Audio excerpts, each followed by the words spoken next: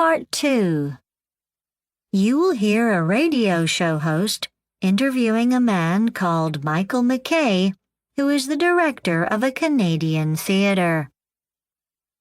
First, you have some time to look at questions 11 to 14.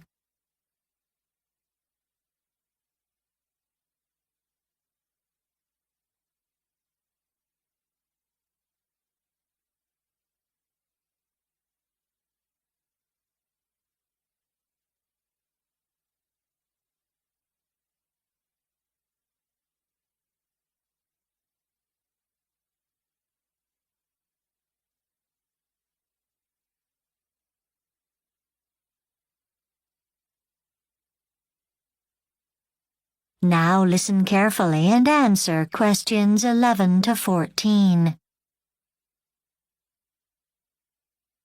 Michael McKay, the executive director of the Canadiana Festival Theatre, is here with us to talk about the season starting in June.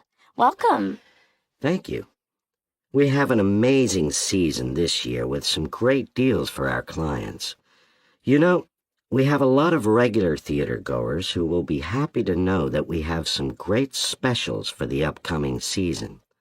For example, if you order 2 tickets to any play performed at the theater, you can get 50% off the price of the next play we put on. This replaces the special offer we had last season, which was for 50% off all performances on Mondays. It is good to get youth interested in theater, so many schools arrange class trips to our theater. This year we will send a special study guide to each class so the students can familiarize themselves with the play beforehand. Having some background information always makes the experience of watching the actors perform the play more enjoyable. Each guide has suggestions for classroom discussion after seeing the show, which teachers find useful for a follow-up activity. Also, we mustn't forget the Bring a Friend special for our senior citizens. On Tuesday and Wednesday afternoons, everyone over 60 can buy 1 ticket and get 1 free. The offer includes all the musicals plus the plays, so there is lots of choice. We also include $5 off any gift shop purchase for those clients who spend more than $30 there. So, what would you say is the best play you have this year? Ha! All the plays are great, but the must-see play is called Something to Say. It stars the amazing actor Christopher Plunkett. This likely will be the last year we see him perform, as he has been on stage for over 60 years. Actually, for the first time, he helped write this play, and it really is a commentary on his amazing career as an actor. You may have seen him in supporting roles in movies, but acting on stage is his first love. He has been in so many fantastic dramas. I can't think of him ever not being on stage. Before you hear the rest of the interview, you have some time to look at questions 15 to 20.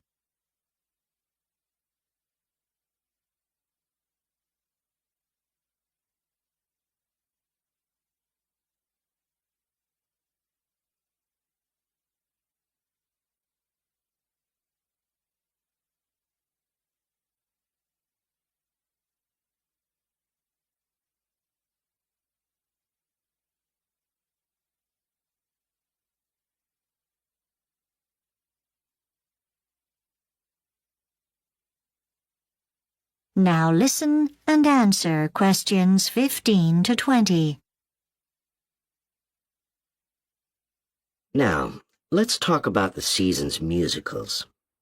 The first one is called The Climb. Of course, the best part is that we have that really amazing singer, Justin McDonald, playing the part of the hero.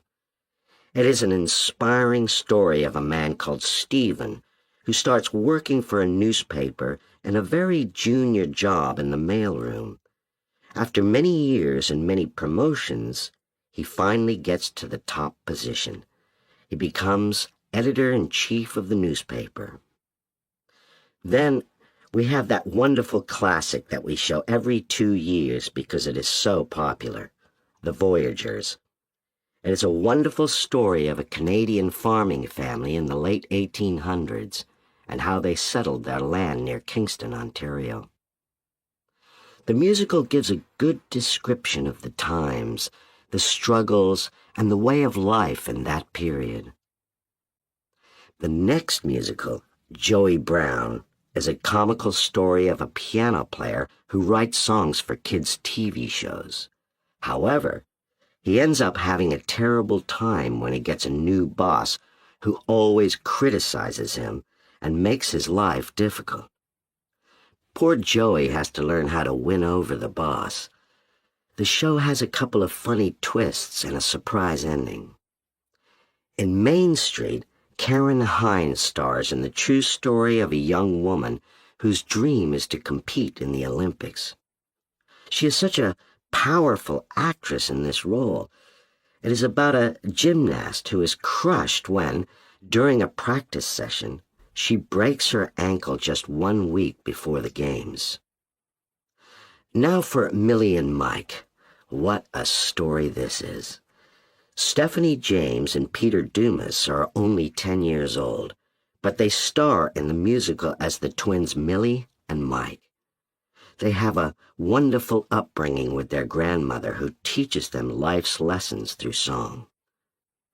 The final must-see is so whimsical.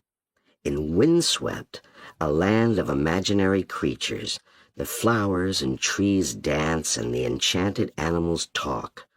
It is delightful, and we even have a very talented actor who is amazing as he travels with us through the world of make-believe. Kids love this one. The music is fun, and their imagination goes wild.